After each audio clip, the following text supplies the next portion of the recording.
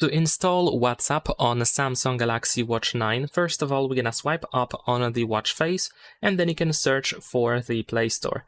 Now, once you open the Play Store, then over here we should be able to use this search button that we have at the top, and then of course in here you can type WhatsApp to quickly find or search for the app. There we go. And let's search.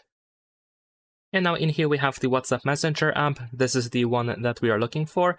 So you can either tap on the install button in here, or you can tap on the app itself to find the install button in this place.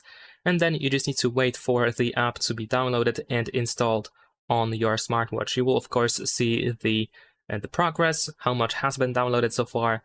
So now you can just patiently wait. And once the app is downloaded, then you should be able to open it. Using the Play Store, you will find the open button in here, and also you should be able to go, let's say, to the app drawer or to the list of apps again, and you should be able to find it somewhere over here.